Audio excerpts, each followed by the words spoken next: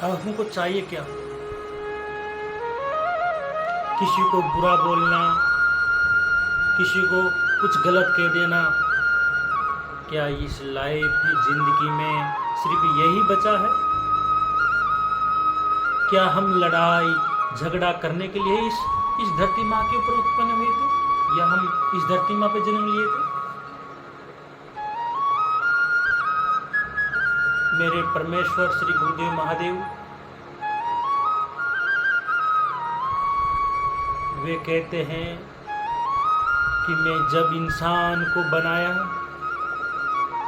तो मुझे इसका इतना पता नहीं था कि इतना आगे जा कर के बुरा इंसान बन। भगवान इंसान को बनाया क्यों? मेरे प्रभु ने इंसान को इसलिए बनाया कि सबकी रक्षा कर सके, सब जीवों को सुख दे सके, सबको भोजन की प्राप्ति करा सके।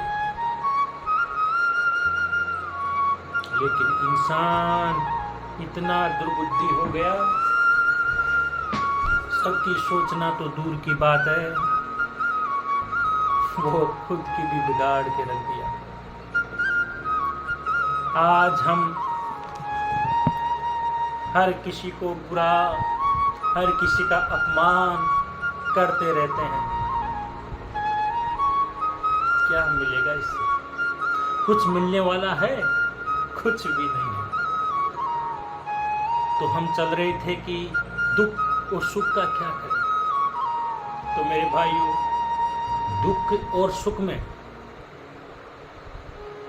एक साथ जब कभी तुमको बहुत दुख आ जाए, आप जिस भी भगवान को मानते हैं, जिस भी परमेश्वर को मानते हैं, जिस भी साधु संत को तुम अपना गुरु मानते हो, मैं किसी का नाम नहीं लूँगा, उनको अपनी अंतरात्मा से प्रणाम करो कि हे भगवान, हे मेरे परमेश्वर, हे मेरे मालिक, हे मेरे प्रभु, मेरे शिव शंकर भोलेनाथ, मुझे जो दुख पीड़ा हो रही है, इस दुख पीड़ा से मुझे बाहर निकालिए। और जब तुमको बहुत खुशियाँ मिल रही हो, तब भी भगवान से कहो कि हे प्रभु, हे मेरे मालिक, हे मेरे स्वामी, मुझे बहुत ज़्यादा खुशी मिल रही है। कहीं ऐसा ना हो कि ज़्यादा खुशी मिलने के कारण मुझे दुख आने वाला हो। तो दोनों को बराबर एक मध्य अंतराल के अंदर चलिए। न किसी को गलत बोली है, न किसी को अपमान करी है, न किसी से गलत सुनिए। जब कहीं गलत हो रहा हो, किसी का अपमान हो रहा हो, तुमको लगे कि वास्तवता में गलत हो रहा है, तो तुम उस इंसान का साथ देना जिसके साथ गलत हो रहा हो। तुम उस इंसान का साथ कभी ना देना जो इंसान गलत कर रहा हो, चाहे वो कितना ही धनवान हो। अगर तुम किसी का भला नहीं कर सकते, तो तुमको ये अधिकार भी नहीं है मेरे भक्त लोगों कि तुम किसी का अपमान करो। भगवान साईनाथ कहते हैं कि ये इंसान ऐसा है, हर किसी को अपना दुश्मन समझता है, हर किसी को अपना बुरा भला कहता रहता है। वारे इंसान, तू भी गजब का है। तू हर किसी को गलत, हर किसी को अपमानित करता रहता है। ये तेरी नियति बन गई है इंसान, तेरी नियति बन गई है। हमको किसी को अपमानित करने का अधिकार है ही नहीं। अगर हम किसी को अपमानित करते हैं तो ये समझ लीजिए कि कोई हमको भी अपमानित करने जरूर आएगा। आप दुख में जब आ जाए तो मंदिर में भी जाया कीजिए। सुख हो तब भी मंदिर जाओ, दुख में तो जाएगा ही सही, मजबूरी है उसकी। भगवान के दर्शन कीजिए। अब मंदिर का मतलब ये मत समझिएगा कि मैं ये कहूँगा कि तुम धन दौलत दान कीजिए, तुम पैसा दीजिए, लेकिन तुम एक काम करिए।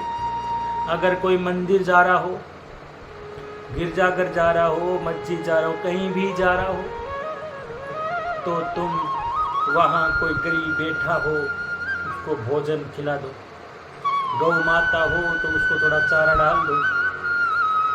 जरूरी नहीं है कि तुम मंदिर में जाके दक्षिणा चढ़ाने से तुम्हारा भला होगा, लेकिन ये जरूरी है कि कोई गरीब को कुछ खिलाया है तो तुम्हारा भला होना निश्चित है। लेकिन किसी गरीब का अपमान कभी मत करना मेरे भाई, उसकी बदवा कभी ना लेना। ये प्रभु, ये परमेश्वर सबकी सुनता है, ये सबकी सुनता है। जब हम कहीं जाते हैं तो कभी भी ये नहीं सोचते कि कोई हमारे कारण अपमानित हो।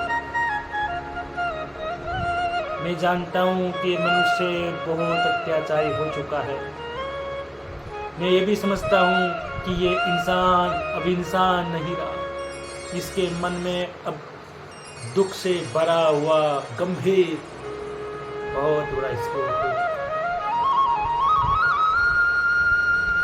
आज के इस युग में लोग चमत्कार को नमस्कार करते हैं। तुमको कोई कहे कि ये रास्ता भैया बहुत अच्छा है, इस पे जाओ तो नहीं जाएंगे, खड्डे वाले रास्ते से और जाकर गिरेंगे। तो कभी भी गलत रास्ता का यूज ना करो, गलत इंसान का साथ मत दो, गलत इंसान का साथ भी मत लो। तुम्हारी बच्चियों को अच्छे लक्षण से दो। कभी कोई गलत कर रहा हो तो उसे गलत न करने का बोलो। दुख में सुख आता क्यों है ये भी हमको सिखा कर जाते हैं। मैंने कई बार देखा, कई बार, कि इंसान एक गरीब का इतना अपमान करता रहता है कि वो दुख से भरा हुआ रहता है। तो किसी का भी अपमान ना करो मेरे भक्तों, किसी का भी अपमान मत करो। अब मैं चलता हूँ। जय श्री कृष्णा, जय श्री